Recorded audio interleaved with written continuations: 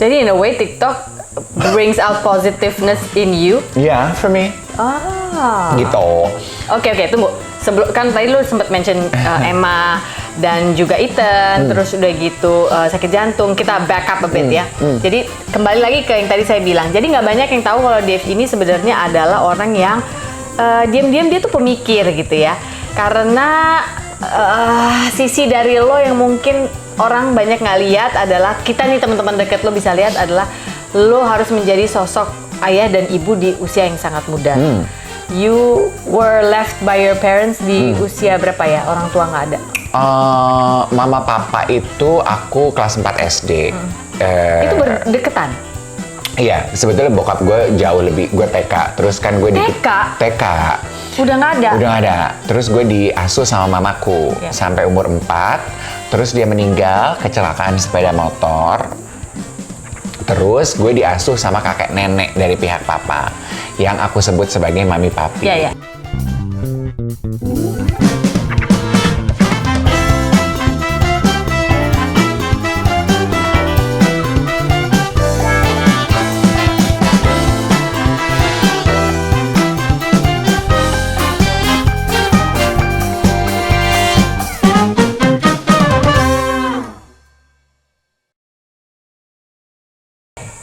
Nah, terus mami papi, ya namanya kakek nenek ya, mereka udah tua, age gap-nya kan jauh. Ya.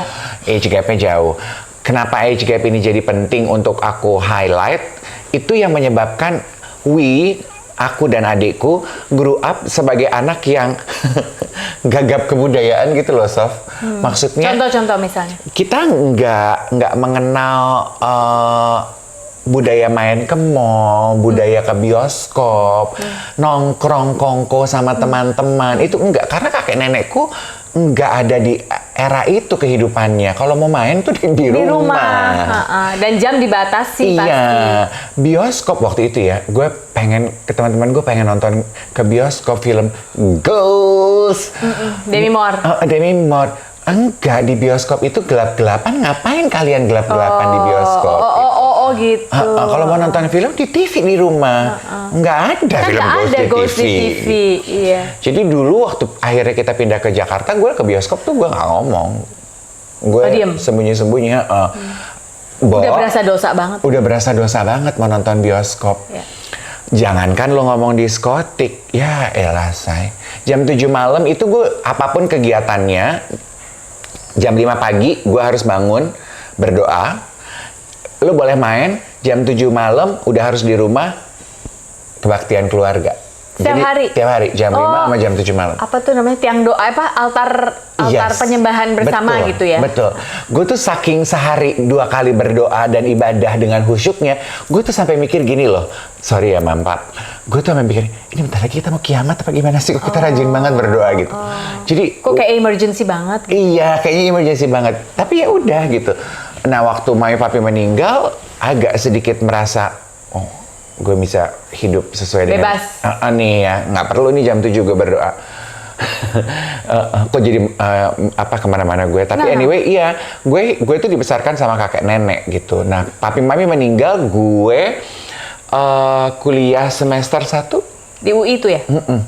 Pinter loh nih, sahabat aku, orang UI. Pandai. Gitu. Orang masuk UI susah loh. You have to give yourself that. Ya, puji Tuhan. Dave Hendrik ini orang yang witty. He's very witty and funny. Oke, jadi ketika mami papi meninggal, lu mengalami lagi, ditinggal lagi oleh orang yang seharusnya menuntun kamu dalam hidup ini. Iya. Itu semester 1? Semester 1. Semester 2 deh kayaknya ya Mbak ya. Semester 2. Emang udah kenal Mbak Wati semester 2? Udah, karena papi meninggal. Lo kenal Mbak Wati di mana sih, manajermu ini? Ini gue nggak pernah nanya nih. Di Plaza Senayan, gue nge-MC. Dia ngapain? Gue nge-MC di Gmap. Dia kerja di MAP. Oh, oke. Dia klien gue, dia meng-hire gue. Oh, oke. Dia meng-hire Banji Cimpring ini. Waktu itu masih dengan celana lebar-lebar. Tapi kan comeback nih kayaknya. Embarrass. Gitu. Iya. Nah, saat itulah ketika mami papi meninggal, Karena mereka cuma selang 6 bulan ya Mbak ya. Saat itulah ketika yang lu bilang fase di hidup gue belajar menjadi ibu dan ayah untuk adik aku. Lala, beda umur berapa tahun sama adik? 3. Oke. Dia lebih sedih dong sebagai anak perempuan, enggak? Lebih rapuh nggak pada saat itu? Lebih rapuh, tapi kayaknya kita nggak pernah ada momen dimana kita membahas gitu. Are you okay? Gitu. Kayak anak sekarang kan very into dengan their emotional needs gitu. Kalau zaman itu kami mungkin karena kehidupan jauh lebih keras ya Sof. Kayak nggak sempet tuh ngomongin, lo baik-baik aja kan? Kita baik-baik aja kan? Nggak sempet itu karena sebelum papi yang terakhir karena mami dulu meninggal baru papi. Sebelum papi meninggal, Lala tuh sempat dititipkan di keluarga kami di Surabaya untuk bisa sesusah itu loh hidup kita, untuk bisa diajarkan hidup mandiri dan diajarin kerja. Terus pas papi meninggal, dia bilang kayaknya gue mau di Jakarta aja deh, kita nih tinggal berdua loh. Gue gini, kayaknya lo balik ke Jakarta deh gitu. Gue masih nggak tahu lo mau ngapain di Jakarta, tapi lo balik aja deh ke Jakarta. Ya deh gitu, balik ke Jakarta. Kita nggak sempat, kayaknya hidup berjalan begitu cepat, perubahannya nggak sempat ngomongin. Harus cepat adjust. Gitu. Kita masih tinggal di rumah mami papi yang ada paman gue. Terus gue bilang nebeng lah ya. Nebeng hidup gitu.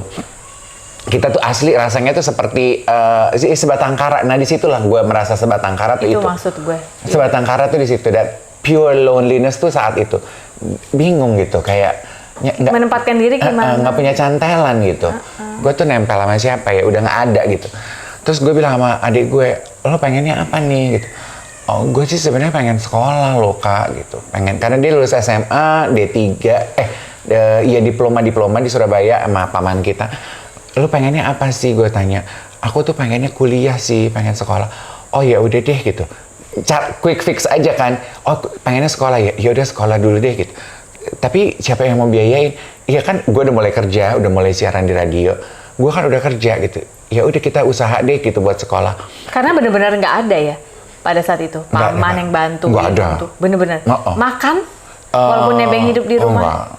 Makan gimana? Makan ya aku, kita swadaya lah mandiri. Oke. Tapi kan kamu harus kasih uang jajan ke Lala. Iya, supaya jadi bisa swadaya di rumah. I take care of myself and my sister. Oke.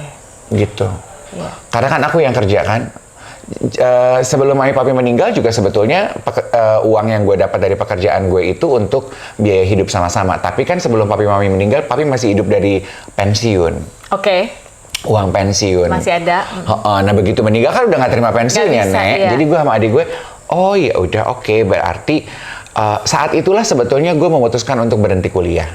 Oke. Karena gue udah nggak bisa lagi nyambi kuliah sambil kerja. Karena kebutuhan hidup lebih besar daripada waktu yang tersedia dalam sehari untuk kuliah dan kerja. Itu sampai di mana momen di mana gue itu harus menentukan gue harus berhenti kerja dan fokus kuliah, tinggal 1 semester loh. Iya, nanggung loh. Tinggal 1 semester, gue udah dipanggil dekan gue, atau ya udah nggak usah kuliah, ya lu kerja aja. Gue duduk sama dekan gue, Ibu Retno tuh bilang gini, David, dia manggil gue masih David, orang kuliah itu untuk kerja. Nah kamu kan udah bekerja. Di ladang pekerjaan kamu, you don't need the diploma. If I were you, I would stop going to class and just work. Karena dia tahu juga kamu dia tahu yang keluarga. Latar belakang kehidupan gue. Gue gini, gitu ya, oke gitu. Nah dia yang Ibu Retno itu yang memberikan nasihat yang make sense buat gue. Karena dosen-dosen gue yang lain, Sophie itu yang kayak maksa gitu. Sayang, David, you were bright gitu. Masa sih nggak pengen punya ijazah dari kita gitu? Nggak saya. Ayo. Nggak kerja 1 semester bisa kali gitu. Oh cuti. Gitu. Gue udah prolong my cuti udah berapa kali, udah nggak bisa lagi, Sophie. Aduh nggak bisa. Jadi bukan karena lo bosan belajar ya? Karena kalau lo kuliah, lo nggak bisa kerja, terus nggak bisa makan jajannya lo sama Lala. Iya. Begitu nggak bisa ya? disambi. Gue selama ini kita bersahabat, gue nggak pernah nanya nggak pernah tahu, kan? tentang ini loh. Aduh gue bingung sekali. Itu Ibu Retno itu yang bilang ini, David, gue nggak akan pernah lupa. Kamu orang kuliah untuk kerja. Kamu udah tahu pekerjaan kamu apa, dan pekerjaan kamu udah jadi pilihan karir kamu. You don't need the paper. Just go enjoy your life. Oh ya udah deh. Berhenti gue. Gak berhenti. Udah, I held my head up high, gue tinggalkan. Berarti kan sebetulnya gue tuh cuma lulusan SMA loh. Karena nggak lulus dari UI-nya itu ya. Waktu itu lu sekolah apa ya di UI? Sastra Inggris. Sastra Inggris, oke. Dikit lagi padahal ya. Sastra Inggris. Sampai hari ini pernah ada regret yang maybe I could have pushed a bit more gitu. Bohong kalau dibilang nggak ada. Iya, karena ilmunya gue dapet ya. Sekolahnya tinggal 1 semester ya, gimana sih? Iya, gue dapet semua lah ya. Dan I had fun gitu sekolah. Lalu seneng sama sekolahnya pun? Gue tuh seneng sekolah. Gue tuh seneng gitu. I enjoy studying, learning new things gitu. Gue seneng gitu. Gue dapet network yang akhirnya membantu perjalanan kehidupan gue. Gue ketemu all the big names yang akhirnya membantu membentuk karakter kehidupan gue gitu. Jadi gue cuma nggak dapat ijazahnya aja. Nyeselnya ketika kalau kayak Emma Ethan gitu ada riset apa sih kayak isi kartu keluarga gitu. Waktu itu Ethan untuk liga basketnya dia urusan di sekolah gitu. Pi, I need to know.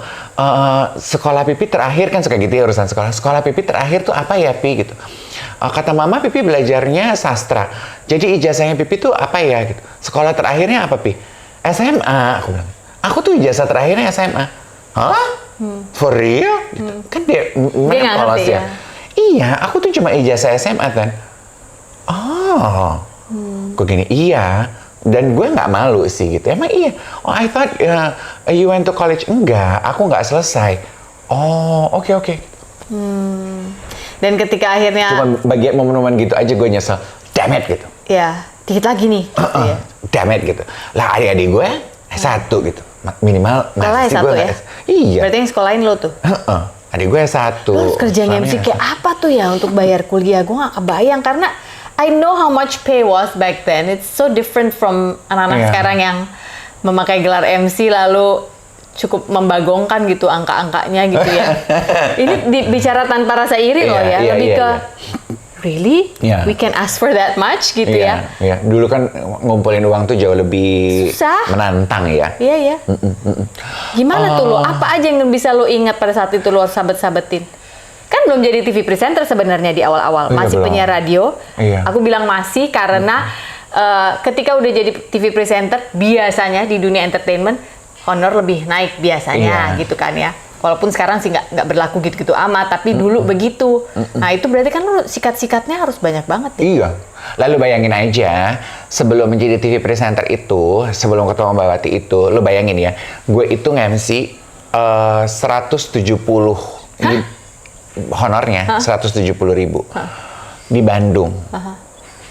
Akomodasi naik kereta sendiri, Nek. Jadi gue tuh keluar uang kereta ya ongkos nanu 70.000 lah. Jadi gue take home pay gue 100.000.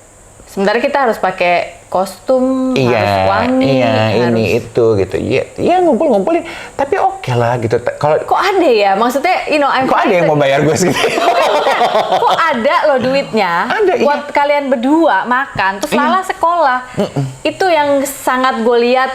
Gak tau, kalau gue sebutnya kayaknya matematika Tuhan. Kalau gue suruh ngitung kayak lo sekarang, kayaknya kekumpul nih gimana? Hah? Pulangnya cuma 100. Itu baru yang 170, pasti ada yang nawar. Udahlah, ini klien lama ya mas, 135. Ambil juga gitu kan, karena mesti bayar uang semester lagi, 500.000. Nah itu dah, belum makan. Belum makan, listrik, transport. Terus ada satu fase di mana gue memutuskan, aduh kayaknya seenak-enaknya nebeng di rumah paman, kita pengen belajar hidup mandiri deh gitu. Ya udah deh gitu, kita belajar hidup mandiri, kita ngekos gitu. Ya udah, berarti kan bayar uang kos. Iya, ngekos berdua. Itu juga sekamar berdua apa kayak sekamar berdua, Nek. Orang cuma sanggupnya beli bayar biaya sekamar. Ngekos itu juga ceritanya lucu. Sekarang sih looking back gue ketawa-ketawa ya. Lu bayangin Sofi, cewek cowok kan, adikku perempuan. Susahnya nyari kamar kosan yang bisa menjelaskan ini cewek cowok sekamar. Iya, sekamar. nggak bisa di sini. Kan pakai kartu keluarga kelihatan dong. Nggak mau, kakak mana adik. mereka Nggak mau percaya. mereka. Kita tuh adik kakak. Mbak Wati sama Karen Delano tuh ikut nganterin untuk menjelaskan. Mereka adik kakak loh, adik Iya. kakak. Nggak mau. Ada cuma satu si tante Mungkin kalau itu. Karen Delano yang jelasin mungkin gue nggak percaya sebagai ibu kos. Bohong pasti nih temennya. Tapi kalau Mbak Wati kan gue Nggak. percaya. Ya abis. Maaf ya Karen abis ini ngamuk sama gue. Cuman ada satu tuh Tante Trulia di Tebet gitu. Mau. Ada ibu-ibu Manado gini. Oh kalian adik kakak, terus diceritain gitu. Iya kita begini. Oh iya Gitu. deh, nih di rumah tante aja. Gitu. Serius lu. Lucu sih. Nah itu matematika Tuhan. Kok bisa sih hidup? Hidup sih. Hidup. Iya. Tapi di perjuangan dalam arti perjuangan, gue selalu bilang prioritas ya. Gue punya skala prioritas yang sangat jelas dalam hidup gue. Makanya semua serba terarah. Prioritas gue waktu itu adalah gue kerja untuk bisa hidup gue sama adik gue. Adik gue harus kuliah, itu satu. Kuliah adik gue terpenuhi, gue harus punya apa? Rumah nomor 2, Sof. Rumah, karena gue merasakan waktu gue ditinggal mami papi, nggak punya rumah itu kayak nggak punya dermaga gitu. Iya. Kayak kapal nggak punya tambatan gitu. Kayak plankton ya, Say, sebenarnya. Di mana? Where do I belong? What's my identity? Where can I? Iya. Kiri-kiri, kanan-kanan. Iya. Mau kemana nih gitu. Iya. Jadi gue selalu mikir, gue harus punya rumah supaya nggak keluar uang bayar kosan. Terus gue juga mikir, dan ternyata cari tempat tinggal gue sama adik gue yang nggak punya orang tua, beda gender ini susah ya. Orang nggak percaya kita adik kakak. Kalau kita punya rumah sendiri mungkin kita nggak repot gitu. Jadi udah itu.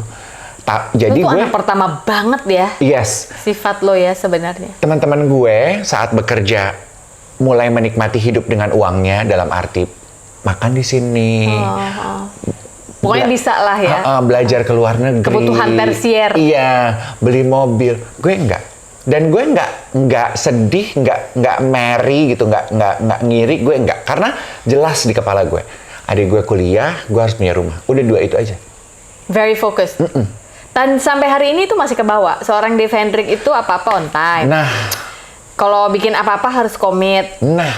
Dibilang 10 episode ya 10 episode bener. Dia nggak akan tiba-tiba di episode kelima, bisa nggak gue sambil ini sambil itu gitu. Nggak gitu orangnya sih.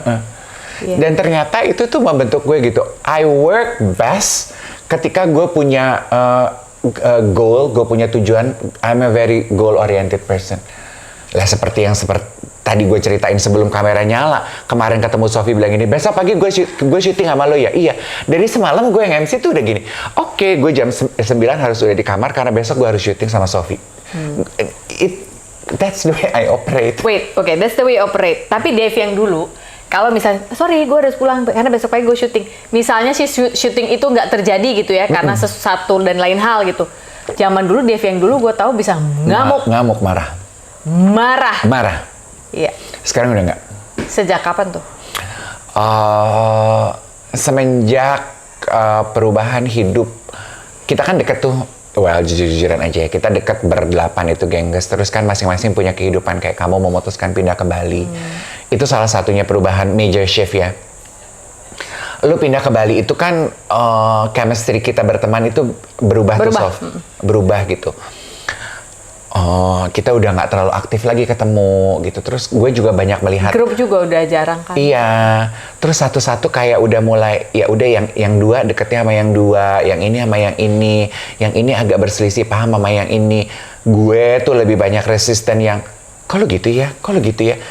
Intinya in short adalah gue banyak mengevaluasi diri bahwa gue sama A nggak cocok, sama B nggak cocok, sama C nggak cocok, sama D nggak cocok, sama E nggak cocok. Faktor penentunya yang tetap tuh siapa? Gue. Berarti sebenarnya yang rese gue kali ya. Terus gue melihat, itu udah 40 loh. Pada saat itu ya? Kalau gue sama ini nggak cocok, itu nggak cocok, ini nggak cocok, gue tuh bisa tua sendirian loh. It's either gue yang merubah diri gue menjadi orang yang lebih woles, atau lama-lama gue bisa nggak punya temen loh, Jack. Tapi lo sadar nggak waktu itu lo nggak woles karena ya seumur hidup yang lo tahu, lo memang harus kaku, kalau nggak makan. Itu Kalo tuh survival mode gue. Okay, so you were in survival mode for so long. sampai akhirnya terjadi kita semua ini berpindah kehidupan dan bla bla bla, dan lu nggak mengerti pada saat itu. Dan baru kemarin gue bahas sama Ivy sih, dialah lem kita sebenarnya, Ivy Batuta. Iya, Sampai hari ini gue belum ada kesempatan untuk wawancara karena setiap kali dia ke Bali dia pasti sibuk terus. Oke, anyway, Ivy Batuta lah menurut gue lem kita semua in a way. Jadi misalnya ada yang satu, ini kok gini, enggak lah Beb, kadang-kadang lo harus gini nih. So just 2 nights ago gue lagi ngobrol sama dia. Sampai hari ini yang paling intens sama gue ngobrol tuh justru Ivy Batuta. Jadi kayaknya paling apa ya, nggak tahu apakah dia memang orangnya paling, ya memang baik banget anak itu ya, atau memang kayaknya perjuangan hidup kita sedikit ini gitu. Dia sesantai itu memang. Ivy, gue belajar santai dari itu dia. Tuh iya dari dia. Kalian dulu satu kampus ya? Satu kampus. Dia yang membawa gue ke dunia penyiaran. Oh, dia. Awal-awalnya gue sering berantem sama dia karena dia santai, gue si uptight, ya of course. Dan ketika gue masuk di umur 40 yang tadi gue banyak evaluasi diri itu juga, dia kan juga gini, kenapa lu mesti gitu? Biarin aja lah, Dep. Ya udahlah. Tapi dengan caranya dia ya, maksudnya. Jadi gue gini, iya ya, gue harus belajar santai. In short adalah itu sih sebetulnya revelation terbesar gue masuk di umur 40 adalah, gue tuh udah nggak perlu survival mode, gue tuh udah nggak warrior mode kayak dulu lagi. Fight. Terabas. Iya. I need to take things a bit gentler ya, in life gitu ya. Simply put. Ivy Batuta lah menurut gue lem kita semua. Gue belajar santai dari itu tuh, iya dari dia. Dia yang membawa gue ke dunia penyiaran. Oh, dia. Awal-awalnya gue sering berantem sama dia karena dia santai, gue si uptight. Ya. Clearly dari pengalaman hidup gue, I have attachment issues. Buat gue yang selalu mencoba mencari cantelan dalam hidup, kalian itu adalah tempat gue bergantung. Ketika kalian udah nggak utuh lagi menjadi tempat gue bergantung, lo kebayang dong how lonely I feel. Jadi gue pengen menikmati hidup masa tua itu kuat, sehat gitu. Begitu tiba-tiba gue serangan jantung dan gue ada penyumbatan yang sama sekali gue nggak pernah tahu, tiba-tiba 7.80%, dan langsung disarankan untuk bypass. Gue tuh menjalani hidup gue sebelum serangan jantung seperti atlet loh. Seminggu gue berdoa, gue nanya sama Tuhan pilihan terbaik dalam hidup gue berdoa, gue ngobrol sama badan gue ngobrol sama Tuhan gue. Ya udah, minggu kedua gue udah langsung bilang gue bypass aja. Gue percaya itu pilihan yang Tuhan sudah siapkan buat gue. Kalau Tuhan mau gue selesai, itu kemarin pas serangan.